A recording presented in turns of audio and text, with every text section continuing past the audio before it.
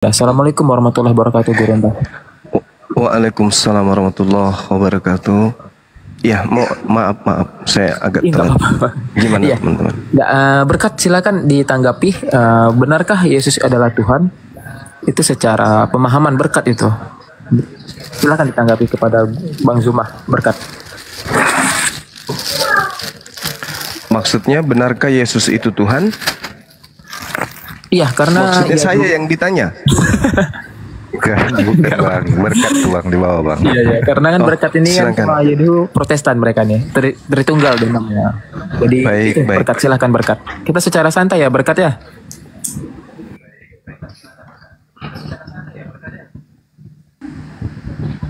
Ya bagus. Ya, tunggu dulu ya.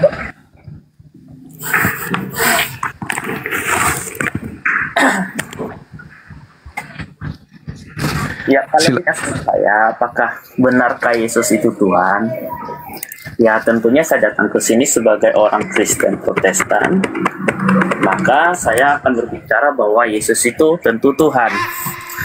Tidak mungkin saya datang ke sini kalau saya Kristen Protestan mengatakan Yesus itu bukan Tuhan, kecuali mungkin denom-denom yang baru itu ataupun denom yang di luar daripada Kristen sendiri. Nah, ketika dikatakan bahwa apakah Yesus itu Tuhan, di dalam perjanjian lama sudah banyak sekali bukti bahwa Yesus itu dinubuatkan sebagai Tuhan. Nah, di dalam perjanjian baru juga terklarifikasi oleh Petrus, oleh Yudas, oleh Yakobus bahwa Yesus itu adalah Tuhan. Nah, di dalam perjanjian lama, di dalam kitab Yesaya pasal 55 ayat 11, di sana dikatakan bahwa aku akan mengutus firmanku. Yang di situ artinya bahwa Sang Bapa itu akan mengutus firman-Nya yang keluar dari mulutnya. Dikatakan di situ, aku akan mengutus firmanku yang keluar dari mulutku. Ia akan melakukan apa yang kukehendaki. Dan ia akan melakukan apa yang kukehendaki dan akan berhasil. Jadi kalau kita kutip di ayat Yesaya 55 ini, ayat 11 ini, tentunya jelas terklarifikasi bahwa Yesus di dalam perjanjian baru mengatakan dirinya adalah utusan. Makanya di sini terjadi suatu kesalahpahaman ketika Yesus mengatakan dirinya utusan. Karena jelas di dalam perjanjian lama, di dalam Yesaya 55 ayat 11, di sana Sang Bapa mengatakan, aku akan mengutus firmanku. Nah, di situ terklarifikasi bahwa siapa yang diutus itu. Yang diutus itu adalah firman-Nya Sang Bapa yang keluar dari mulutnya Sang Bapa. Jadi terklarifikasi di dalam perjanjian baru bahwa Yesus ini adalah yang keluar dari diri Bapa itu sendiri. Yang artinya, jika Sang Yesus itu keluar dari Bapa itu sendiri, apakah ada manusia atau nabi yang bisa keluar dari diri Bapa selain daripada Tuhan itu sendiri? Jadi begitu dulu sementara untuk saya. Terima kasih. Oke, saya terima kasih saudara. Jadi ini murni yang saudara sampaikan ini adalah iman Kristen. Ya, saya tidak bisa mengganggu gugat itu iman saudara. Tapi izinkan saya kemudian sebagai salah satu orang yang sebagai pemerhati tentang kebenaran konsep ketuhanan agama samawi gitu ya. Di dalam Al-Quran diterangkan begini, A'udzubillahi minasyaitonirrajim.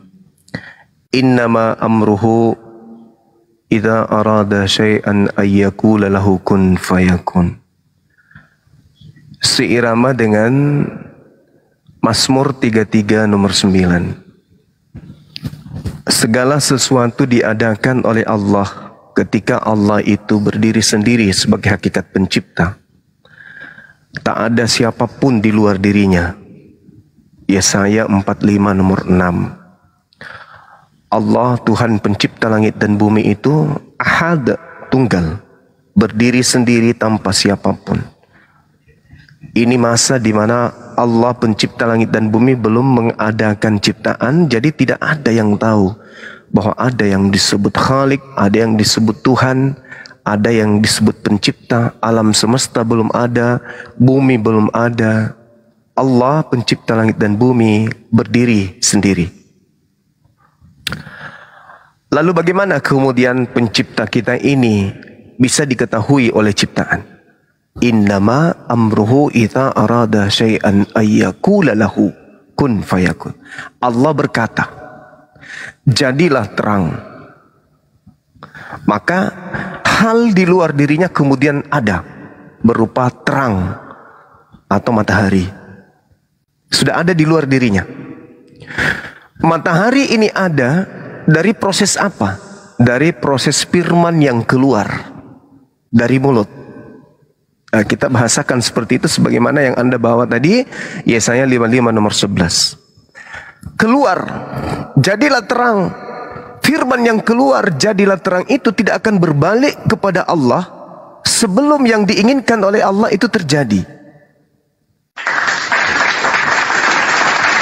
Jadi sekiranya ketika Tuhan berdiri sendiri, lalu dia mengatakan, jadilah kerah, maka ciptaan yang pertama adalah monyet. Tapi kemudian Allah mengatakan jadilah terang. Terang itu dari mana? Pada mulanya adalah firman yang keluar dari mulut Tuhan. Maka firman menyelesaikan pekerjaannya, jadilah terang. Mazmur 33 nomor 9. Allah memberi perintah, maka semuanya ada. Bagaimana dengan Yesus? Sederhana. Yesus itu adalah firman, kalimatuhu. Kalimat yang keluar dari Allah. Bukan hasil persenggamahan. Bukan hasil laki perempuan ketemu, ada. Tidak, benar-benar murni. Seibarat jadilah terang, terang itu jadi tanpa olahan kemudian. Jadilah hamillah Maria, hamil. Lahir anaknya bernama Yesus. Maka disebutlah Yesus itu pada mulanya adalah firman. Coba Anda berselancar ke Matius 4 nomor 4. Manusia hidup bukan hanya dari roti saja, melainkan dari setiap firman yang keluar dari mulut Tuhan. Satu. Yang kedua, Anda berselancar lagi ke Zakaria 12 nomor 1. Roh yang ada pada diri manusia itu semuanya berasal dari Tuhan. Jadi jasadnya Yesus, rohnya Yesus, semua berasal dari Tuhan. Sama seperti kita. Tangan ini bukan tangan Bang Suma. Mata ini bukan mata Bang Suma, Bung. Bahkan roh yang sedang bekerja ini, itu bukan Bang Suma, bukan punya Bang Suma. Tapi semua yang ada pada diri Bang Suma adalah hal yang keluar dari mulut Tuhan. Jadi pada mulanya firman itu semua berlaku. Semua yang ada di atas muka bumi ini pada mulanya adalah firman. Tak ada yang tidak. Termasuk setan. Baca Yesaya 45 nomor 7. Iblis pun pada mulanya adalah firman. Segala sesuatu di luar Allah terjadi atas kehendak Allah. Dengan cara apa? Dengan sifatnya, kalam. Kalam yang melekat pada diri Tuhan itu adalah sifat berkata-kata yang dimiliki. Seibarat manusia nih, firman itu, kalam itu adalah perkataan, itu adalah sesuatu yang keluar dari mulut. Jadi sesuatu yang keluar dari mulut saudara itu bukan saudara. Sesuatu yang keluar dari mulut Tuhan itu bukan Tuhan. Mau bukti? Coba Anda berselancar ke Yohanes 8 nomor 42. Yohanes 8:42. Apa kata Yesus? Aku datang bukan atas kehendakku sendiri. Dah selesai. Tuhan ketika berdiri sendiri hanya memiliki satu kehendak. Nggak ada kehendak Tuhan lain. Tuhan sendiri punya kehendak sendiri. Ketika dia kemudian menciptakan manusia, manusia yang diciptakan ini akan berkata, aku menjadi seorang suma, menjadi laki-laki, bukan atas kehendakku sendiri. Lahir di tahun sekian di negara Indonesia, jenis kelamin laki-laki, tahun sekian dari seorang rahim bernama ini, bukan kehendak Bang Suma. Begitu juga kata Yesus, aku datang di atas muka bumi ini bukan atas kehendakku sendiri. Berarti Yesus bukanlah sang sumber. Yesus hanyalah makhluk ciptaan. Jadi kalau Anda mengatakan Yesus itu Tuhan, silakan, itu iman saudara. Sayangnya iman saudara bertentangan dengan Bible itu sendiri, bertentangan dengan Yesus. Saya kira begitu sementara, silakan.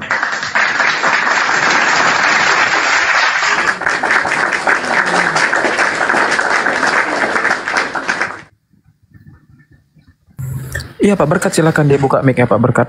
Dia tanggapi. Bentar ya, saya lagi cari ayatnya dulu. Tadi saya bentar.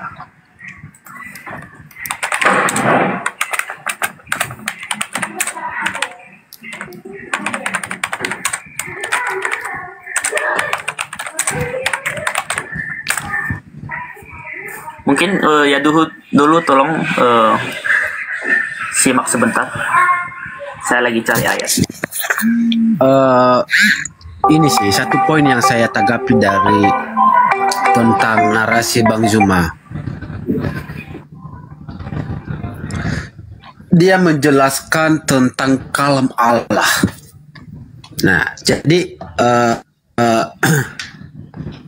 yang saya mau pengen tahu di sini tentang kalam Allah dan zatnya. Itu yang saya mau tahu di sini. Pertanyaan saya di sini tentang kalam dan zatnya. Tolong dijawab dengan jujur. Apakah kalam Allah dan zatnya itu sama apa beda? Tolong dijelaskan dulu Bang Zuma. Baik. Jadi zat itu bahasa Arab, bukan bahasa Indonesia. Meskipun kata ZAT itu adalah kata yang disadur dari bahasa Arab. Kalau zat, ZAT titik 2 materi, itu materi. Sedangkan DZAT itu artinya apa? Hakikat. Jadi ketika berbicara mengenai zatullah, berarti berbicara mengenai hakikat Allah. Tidak berbicara mengenai zat, bahwa Allah itu zat, enggak. Kecuali apa yang keluar dari mulutnya menjadi air, menjadi tanah, menjadi udara, itu baru zat. Zat padat, zat cair, zat gas. Jadi bedakan antara zat dengan zat. Zat dalam bahasa Indonesia artinya materi, makhluk. Sedangkan zat yang melekat pada Allah, zatullah, itu adalah hakikat Allah. Apa hakikat Allah itu? Laisa kamitslihi syai'. Yeremia 10 nomor 6, 2 Samuel 7:22. Tidak serupa dengan makhluk. Nah, Anda bertanya, bagaimana dengan kalam? Kalam itu sifat yang melekat pada zatullah. Jadi seibarat manusia nih, mulut itu adalah bagian daripada manusia. Itu kalam. Kemampuan berkata yang ada pada diri manusia itu karena adanya mulut. Tanpa mulut, kemampuan berkata itu tak ada. Coba manusia tak ada mulutnya, habis hidung langsung dagu, gimana cara bicaranya? Nggak bisa. Jadi kalam itu adalah hal esensial yang melekat pada diri Allah. Sifat berkata-kata yang dimiliki oleh Allah. Dari kalam keluarlah kalimah. Apa kalimah itu? Dari mulut keluar perkataan. Apakah perkataan adalah mulut? Bukan. Perkataan itu adalah hal baru. Hal baru yang keluar dari kita. Misalnya nih, saya berkata, ayam. Ayam itu saya? Bukan. Ayam itu adalah pribadi baru yang keluar dari saya. Asalnya dari mulut. Tapi itu bukan mulut. Itu adalah pribadi baru yang keluar dari mulut. Sama ketika Allah mengatakan, jadilah bumi. Bumi jadi. Keluar dari mulut, bukan yang keluar dari mulut itu adalah Allah. Bumi yang jadi berasal dari firman yang keluar dari kalam. Jadi matahari atau bumi pada mulanya adalah kalimah. Kalam sifat, kalima produk yang dihasilkan oleh kalam. Mulut adalah hakikat. Suara adalah produk dari mulut. Yesus bukan kalimah, apalagi kalam. Yesus adalah makhluk yang berasal dari kalimah yang datang dari kalam.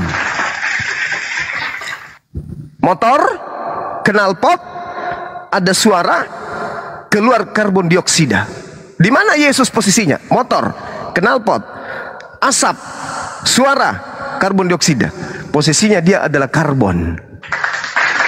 Bukan asap, bukan suara, bukan knalpot, apalagi motor. Jadi Yesus itu adalah ciptaan yang keluar dari Sang Pencipta. Makanya Yesus mengatakan, aku datang menjadi manusia bukan atas kehendakku sendiri. Itu dia. Inni Abdullah atani al-kitaba wa ja'alani nabiyyan. Aku ini Isa adalah hamba Allah. Hamba Allah berarti abdi Allah, pesuruh Allah. Nah, itulah Nabi Isa yang kami imani, yang datang ke tengah-tengah Bani Israel. Jadi ketika Anda berbicara mengenai kalam, kalam itu adalah sifat, sedangkan kalimah adalah sesuatu yang keluar daripada kalam tadi. Kemampuan berkata-kata Allah melahirkan kemudian kalimah-kalimah yang menjadi ketetapan-ketetapan. Jadilah manusia. Jadi kamu jadi seperti manusia, kamu jadi tanpa ayah ibu. Lahir Adam. Kamu lahir, saya ciptakan kamu tanpa ayah. Lahir Hawa. Kuciptakan kau tanpa ibu. Lahir Isa, Yesus. Ada yang berat bagi Allah? Tak ada. Demikian. Oke. Tadi saya menanyakan tentang zat dan Allah. Jadi zat tadi Anda sampaikan bahwa zat itu dalam bahasa Arab. Ya, kalau saya lihat dalam bahasa Arab juga itu adalah, kalau tidak salah, dat. Itu dalam bahasa Arab itu dat. Ya, itu adalah wujud dan hakikat. Namun Anda sampaikan tadi bahwa hakikat itu apa atau esensial itu apa, maka Anda memberikan narasi bahwa Allah itu tidak bisa diserupakan. Jadi itu bagi saya itu mengambang. Jadi tidak, apa sih esensinya? Berarti tidak bisa diserupakan, itu berarti jawaban yang mengambang yang tidak bisa kita mengidentifikasi esensinya. Nah, jadi itu yang pertama. Tetapi ada juga yang mengatakan rumusan tentang sifat dan zat Allah. Contoh, aliran Sunnah Al-Jamaah yang mengatakan, ya, di mana mengatakan bahwa kalam itu tidak sama dengan hakikat. Tolong nanti dikoreksi kalau salah. Kalam itu tidak sama dengan hakikatnya. Tetapi tidak sama artinya berarti beda. Tetapi juga mereka juga mengatakan bahwa juga tidak beda dengan hakikatnya, tetapi juga sama. Jadi ada sesuatu hal yang kita mengerti. Nah, jadi tolong dikoreksi kalau salah. Kalau memang itu benar, tolong bagaimana penjelasannya? Silakan. Iya, sama seperti Anda. Kita sederhanakan karena kita tidak bisa menjelaskan tentang hakikat Allah itu seperti apa. Sama seperti Anda, misalnya Anda pemarah. Pemarah itu sifat yang melekat pada pribadi Anda. Itu adalah hal yang melekat pada diri Anda, tapi tidak bisa dipisah. Seperti itulah yang disebutkan hakikat dengan kalam. Jadi Allah dengan sifatnya satu, gak bisa dipisahkan. Apakah sifat pemarah Anda bisa dipisahkan dengan diri Anda? Gak bisa. Kalau Anda berhenti menjadi pemarah mungkin, tapi sifatnya itu tidak bisa dipisahkan. Sama seperti ketika Allah Maha Kuasa menciptakan, Itu melekat pada diri Allah, nggak bisa dipisahkan.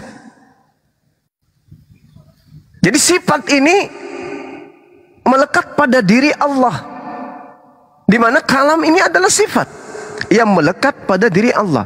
Pemarah, pemaaf, itu adalah sifat yang melekat pada seseorang.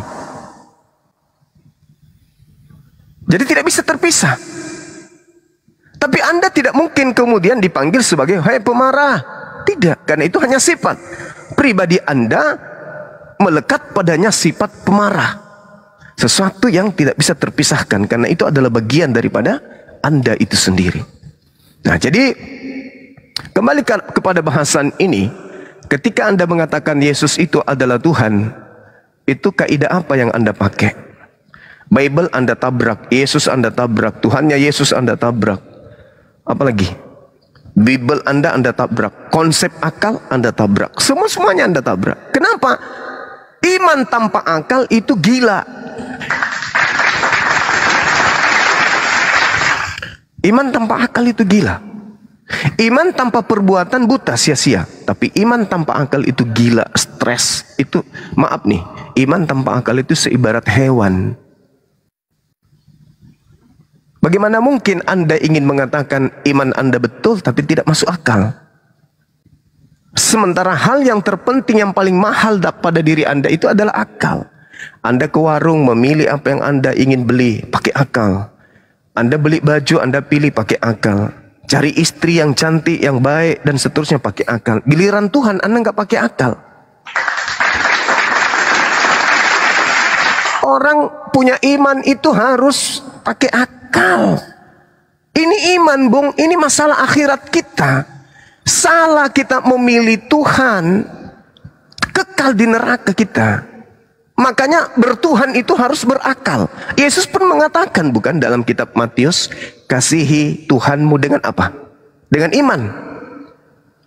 Iman nomor 2000. Akal dulu, baru diimani. Kalau dia masuk akal, baru diimani. Jangan diimani sesuatu itu tanpa akal. Contoh nih ya. Saya dikasih air putih 1 gelas. Saya imani air putih ini adalah air aqua murni. Saya minum karena modal iman. Murni, tapi ternyata dia adalah racun. Apa yang terjadi? Mati. Jadi sebelum Anda mengimani, mempercayai ini adalah air aqua yang murni, pakai akal dulu.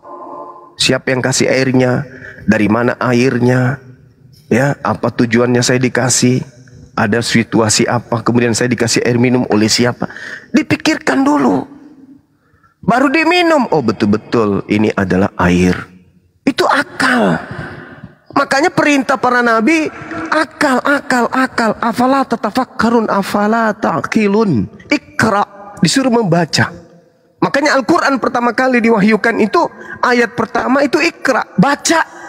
Baca dengan mata, baca dengan telinga, baca dengan hati, baca dengan pikiran, baca dengan perasaan. Itu Islam. Itu Islam. Jadi kalau saudara mengatakan Yesus itu Tuhan, dari aspek mananya? Nih, 10 detik terakhir. Dia berkata, aku dan Bapa adalah satu. Pada saat dia berkata begitu, dia berkata dalam keadaan apa? Manusia atau malaikat atau setan? Pada saat dia berkata seperti itu. Kepada aku diberikan kuasa, baik di langit maupun di bumi. Pada saat dia berucap seperti itu, dia dalam keadaan apa? Manusia. Jadi aspek Tuhannya mana? Hanya ada di doktrin, hanya ada di dogma. Kumpulan-kumpulan dogma dan doktrin hanya ada di gereja. Sehingga Yesus yang tadinya bukan Tuhan, menjadi Tuhan. Coba Anda tunjukkan dalilnya pengakuan Yesus, dia adalah Tuhan. Anda akan kesusahan, karena Yesus itu adalah orang suci. Yesus itu orang benar. Yesus itu orang yang dikasihi. Tidak mungkin dia berdusta. Mustahil itu. Tidak mungkin dia menyampaikan suatu perkataan yang tidak diajarkan oleh Tuhannya untuk ia katakan. Selalunya Yesus itu berkata benar. Yohanes 14:24, firman yang kau dengar dari mulutku bukan dari aku, tetapi dari dia yang telah mengutus aku. Tak berkata-kata sembarang dia. Yohanes 12:49, aku tidak berkata-kata dari diriku sendiri. Apa yang aku katakan adalah apa yang diperintahkan kepadaku untuk aku katakan, aku sampaikan. Wa qulil haqqu mir rabbikum. Kebenaran itu telah datang. Qala subhanaka ma yakunu li an aqula ma laysa li bihaqqa. Aku nabi yang diutus kepada Bani Israel, tidak akan mungkin berkata-kata apa yang bukan hakku untuk aku katakan dan aku sampaikan. Nah, itulah yang Anda sebut Nabi Isa, Yesus, yang kami sebut Nabi Isa. Dia orang benar, dia orang jujur, dia orang dikasihi, orang dekat dengan Tuhan. Mustahil dia berdusta. Lalu dari mana Anda mendapatkan ilmu Yesus itu adalah Tuhan itu sendiri? Silakan.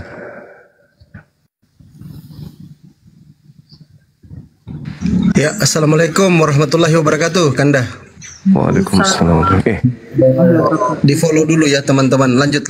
Kenapa muncul di sini anak ini? Ya, silakan.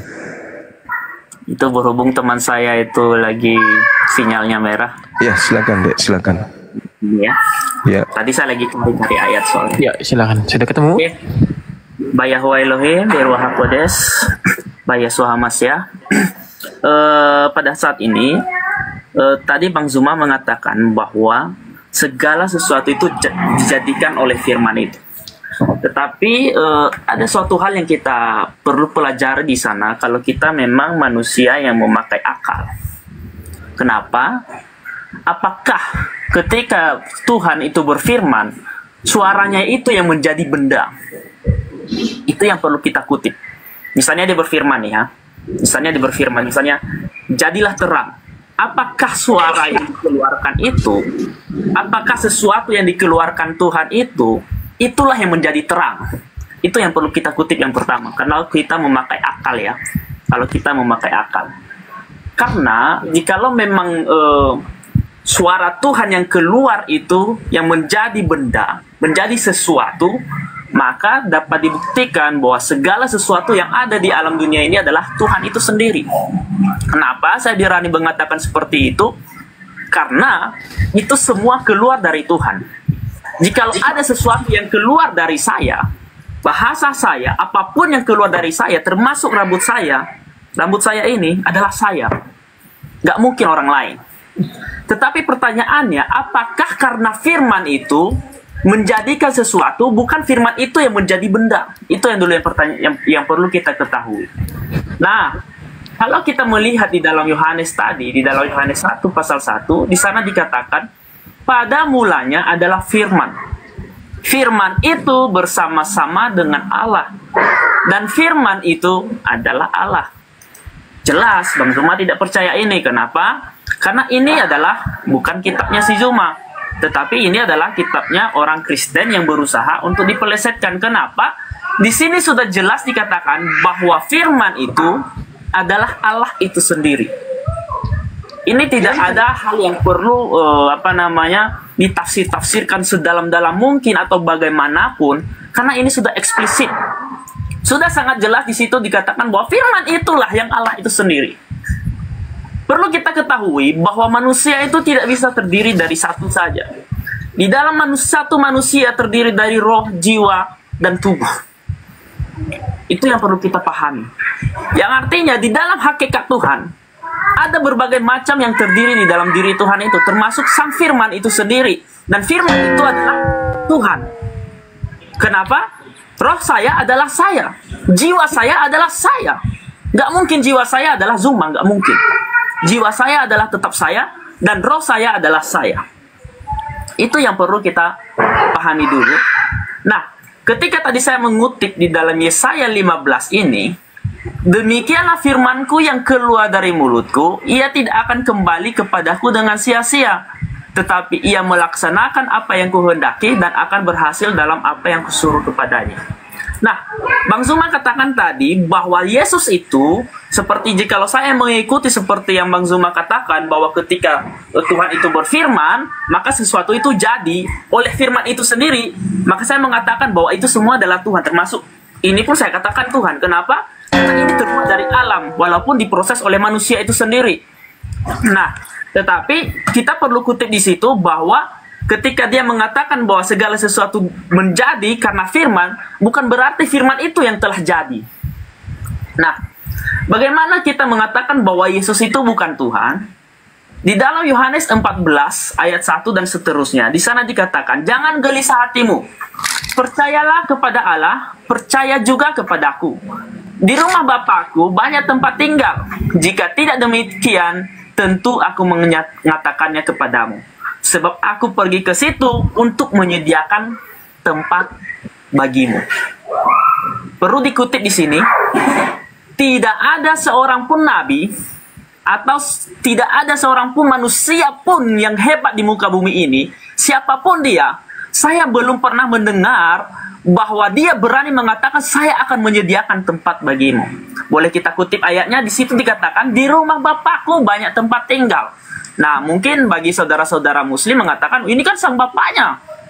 Nah, tetapi jikalau kita membandingkan Yesus adalah utusannya, ini berbicara utusan dan Tuhannya. Jikalau Yesus adalah utusan, maka saya berani berbicara Yesus tidak mempunyai hak untuk mengatakan bahwa saya akan menyediakan tempat bagimu. Tidak pernah. Tidak ada satu orang pun manusia, atau jikalau ada, tolong kasih tahu saya siapa orangnya yang pernah berani mengatakan bahwa saya menyediakan tempat bagimu. Yang tidak lain tempat itu adalah surga itu sendiri. Saya belum pernah menemukan. Bisa saya katakan kalau saya sering nonton si Edis itu, dia bilang saya berani meloncat dari Monas. Saya juga berkata pada saat ini, saya juga berani meloncat dari Monas. Jikalau saya melihat ada seorang nabi, satu orang pun di muka bumi ini yang pernah berani mengatakan aku akan menyediakan tempat bagimu. Nah, kalau kita tarik lebih dalam ayat firman Tuhan ini, di rumah Bapakku banyak tempat tinggal. Jika tidak demikian, tentu aku mengatakannya kepadamu. Sebab aku pergi ke situ untuk menyediakan tempat bagimu. Nah, pertanyaannya, kenapa sang Bapa itu selalu dianggap sebagai Bapa? Dan Yesus ini dianggap sebagai sang anak. Karena tidak ada seorang pun yang berhak mewarisi daripada sang Bapa itu selain daripada sang anak. Tidak ada. Saya tidak mungkin akan memberikan harta saya kepada orang lain kecuali kepada anak saya, kecuali saya tidak mempunyai anak. Itu yang pertanyaannya. Namun di sini Yesus dengan tegas mengatakan bahwa aku akan menyediakan tempat bagimu. Tolong nanti teman-teman yang typing di bawah, tolong dicari sama saya. Jikalau ada, saya benar-benar loncat dari Monas untuk Tuhan kalian, untuk Allah Subhanahu Wa Taala kalian. Saya berani loncat dari Monas jikalau ada seorang nabi yang berani mengatakan aku menyediakan tempat bagimu. Itu saya akan kutip itu, saya akan berani mengatakan ini, saya akan berjanji akan meloncat dari Monas dan saya akan berlutut kepada Tuhan Allah Subhanahu Wa Taala kalau ada manusia yang berani mengatakan bahwa aku menyediakan tempat bagimu. Itu yang pertama.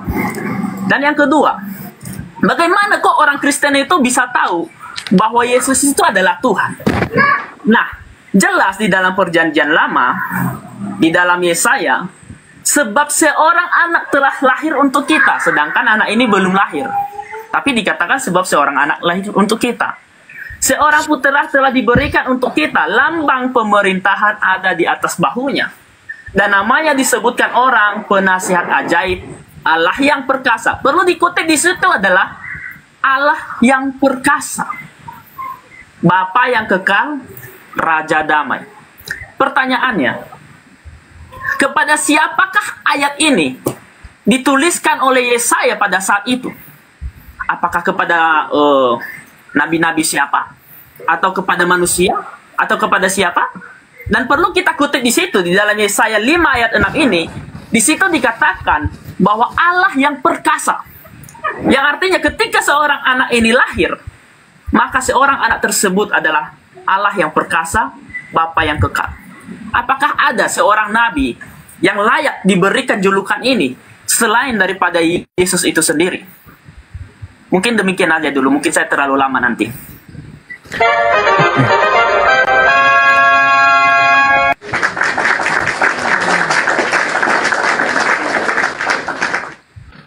Anda mengatakan Anda akan loncat dari Monas kalau ada seorang nabi. Sebenarnya Anda sedang menjebak diri Anda.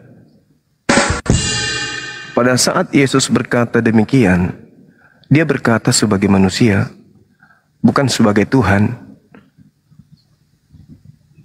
Sedangkan objek pembicaraan Yesus adalah surga. Dan Audiensnya itu adalah Bani Israel, bukan Kristen. Itu yang harus dipahami. Kemudian, kalau Anda sesumbar mengatakan itu, di dalam hadits riwayat Muslim, baginda Rasulullah Muhammad SAW menjelaskan, jaminlah aku 6 perkara, maka aku akan jamin engkau surga. Yang pertama, amanah, jujur, jangan berzina. 6 perkara yang disampaikan oleh Rasulullah. Baihaqi juga meriwayatkan itu. Ya, tapi nggak perlulah Anda loncat ke Monas gara-gara itu.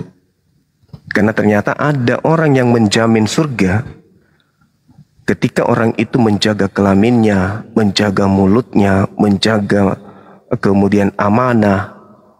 Rasulullah mengatakan apa? Jaminlah aku 6 perkara, maka aku akan jamin engkau surga. Ini ucapan Rasulullah. Kemudian, kalau Anda mengatakan Anda akan loncat ketika ada ucapan seperti itu, Yesus hanya menempatkan dirinya sebagai nabi yang mengatakan, di rumah Bapakku banyak tempat, di rumah Tuhanku banyak tempat. Yesus bertuhan, Anda tuhankan. Berarti Yesus tidak akan pernah memberikan tempat kepada Anda, karena Anda tidak melaksanakan apa yang Yesus perintahkan. Itu yang pertama. Yang kedua, untuk masuk ke dalam surga, dosa-dosa kita harus dihapuskan. Rasulullah Muhammad SAW jelas menerangkan dalam Al-Quranul Karim, Qul in kuntum tuhibbunallah fattabi'uni yuhibbukumullah wa yaghfir lakum dzunubakum wallahu ghafurur rahim. Siapa yang ikut kepada Rasulullah, maka dia akan masuk ke dalam surga. Itu dalil. Nah, sekarang saya balik nih kepada Anda.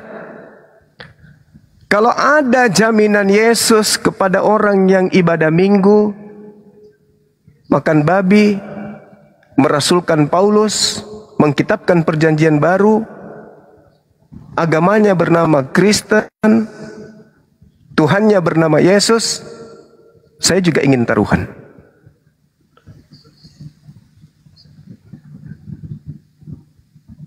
Saya juga ingin taruhan.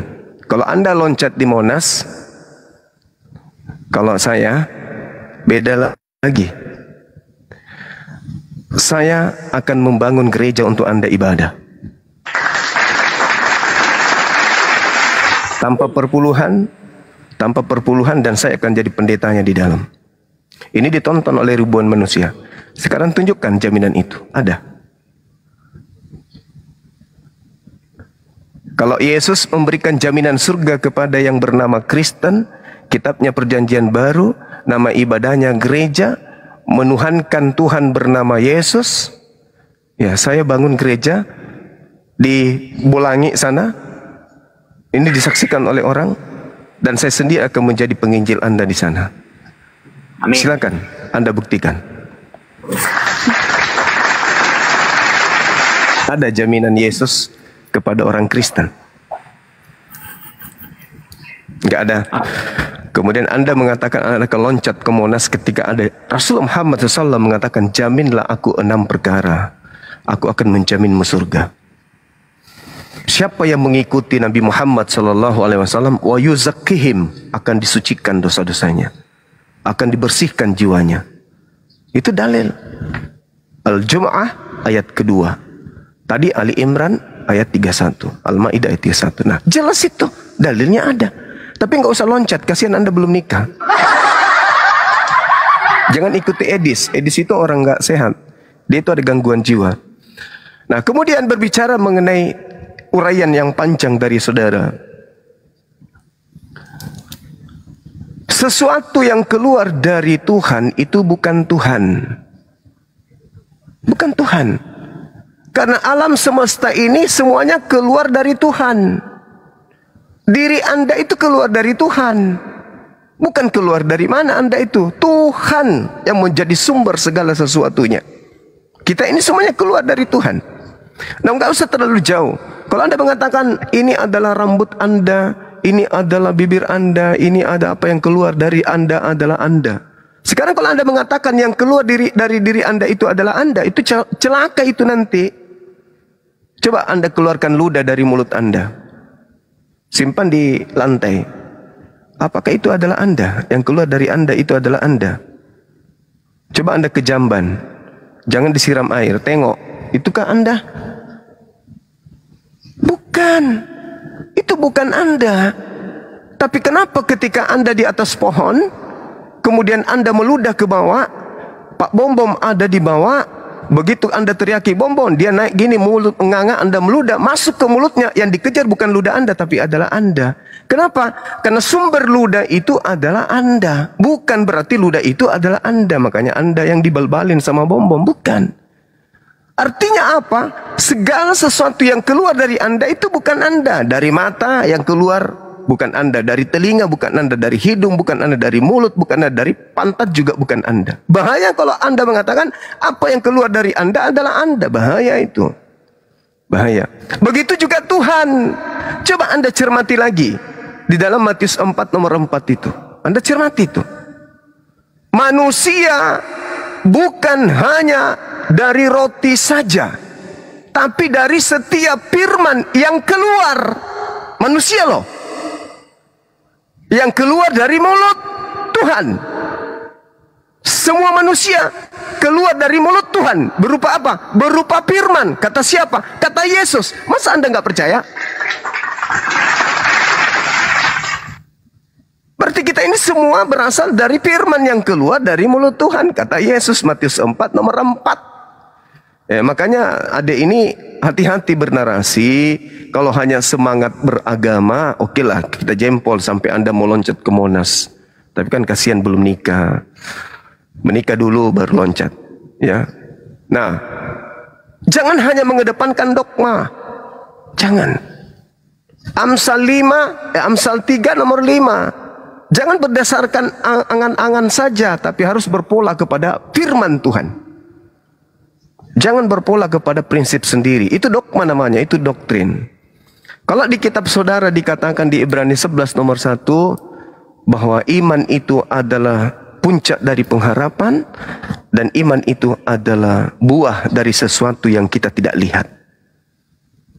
Itu kata kitab saudara. Jadi kalau saya ajarin Al-Quran itu terlalu tinggi ilmunya, cukup Bible aja Anda pahami dengan baik, Anda akan sampai kepada kebenaran. Sekali lagi kesimpulan saya, Yesus bukan firman.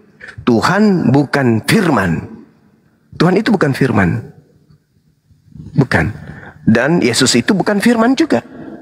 Tak ada dalilnya Yesus adalah firman. Yang ada, firman menjadi Yesus. Hai, siapa ini nakal? Saya turun dulu. Siap bang, siap. Ada jahat kali orang. Ganti akun bang. Sebentar ya.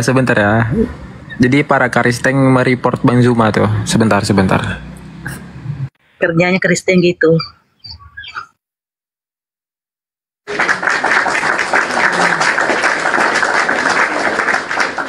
Ya teman-teman tap-tap layar ya yang dibawa kawan-kawan muslim, aki-aki muslim, tap-tap layar. Ya, assalamualaikum Aki Fandi. Assalamualaikum warahmatullahi wabarakatuh. Lanjut. Ya, jadi gitu deh ya. Tidak ada dalil di dalam kitab Anda sendiri Yesus adalah firman. Pada mulanya adalah firman, firman itu bersama-sama dengan Theos, dan firman itu adalah Theos. Firman adalah Theos, kalam. Yang saya katakan tadi kalam. Kalam adalah Theos, kalam adalah pencipta langit dan bumi. Artinya apa? Pencipta langit dan bumi memiliki sifat berkata-kata. Nah, coba Anda lihat di data nomor 14-nya. Dan firman itu telah menjadi. Nah, ada proses. Firman itu telah menjadi daging. Sirs dalam bahasa Yunani. Bukan menjadi manusia, tapi menjadi daging. Firman menjadi daging. Firman itu menjadi daging artinya sama seperti ini. Saya kasih analogi. Saya seorang pemimpin. Saya seorang arsitek. Saya banyak duit. Saya berkuasa. Apa yang saya katakan? Di sini saya ingin membangun sekolah. Apa yang terjadi? karena kekuasaanku, punya duit, punya kekuatan, saya bayar semua tukang-tukang mendirikan sekolah. Terbentuklah sekolah itu, orang datang kemudian mencatat. Sekolah ini pada mulanya adalah firman yang keluar dari mulut Bang Suma. Salah? Enggak. Yesus pada mulanya adalah firman, betul. Bangunan tadi pada mulanya adalah perkataan, betul. Negara kita ini pada mulanya perkataan, semuanya diawali dengan perkataan. Ya, jadi begitu ya, Dek, ya. Ketika dikatakan pada mulanya adalah firman, firman itu bersama-sama dengan Tuhan, dan firman itu adalah Tuhan, dan firman itu telah menjadi manusia. Maksudnya, mulut bersama-sama dengan kita. Mulut kemudian mengeluarkan ucapan. Maka apa yang keluar dari mulut kita itulah yang terjadi. Jadi bangunan, jadi bangunan. Tuhan, Maria hamil. Untuk mengetahui implementasi apa yang saya sampaikan, apakah Yesus ini keluar dari mulut Tuhan atau tidak, maka Anda lihat, Yesus ini keluar jatuh dari mulut Tuhan dari langit, atau Yesus ini keluar dari rahim manusia. Kalau Anda mengatakan bahwa Yesus keluar dari mulut Tuhan, berarti dia harus berupa manusia jatuh dari langit. Ketika ia jatuh dari langit, bayi sampai di bumi, rambutnya sudah putih, sudah gondrong dia, sudah berkumis, sudah berjenggot. Ketika dia ada di bumi, karena jatuh dari langit, seperti itu. Ya, ibarat telur dibuang dari atas, begitu sampai di bawah sudah menjadi ayam jantan. Tapi faktanya apa? Masuk ke dalam rahim Maria dulu, digodok 9 bulan. Habis itu baru keluar. Berarti firman yang keluar dari mulut Tuhan itu bukan Yesus. Firman yang keluar dari mulut Tuhan itu adalah, wahai Maria, pada bulan ke-6 Malaikat Gabriel datang kepada Maria pada seorang perawan bernama Maryam. Apa kata Gabriel? Wahai Maryam, engkau akan hamil. Kata Maryam, oh mustahil. Bagaimana mungkin saya hamil? Saya tidak ada suami, saya tidak disentuh laki-laki. Apa kata Gabriel? Roh Elohim berkuasa atasmu. Maksudnya apa? Kekuasaan Allah menghendaki. Jadi ketika Gabriel datang kepada Maria, firman disampaikan kepada Maria. Maria, Tuhan menghendaki engkau hamil. Nah itu firmannya. Firman Tuhannya itu, katakan kepada Maria, aku ingin dia hamil dan melahirkan seorang manusia bernama Yesus. Datanglah firman itu diantar oleh Gabriel. Maria, Tuhanmu menginginkan engkau hamil. Hamil. Lahir manusia. Lahir manusia. Jadi yang keluar dari rahim Maria itu bukan firman, tapi hasil dari firman. Makanya dikatakan pada mulanya firman. Bukan, Yesus itu bukan firman. Tak ada dalilnya Yesus itu firman, tak ada.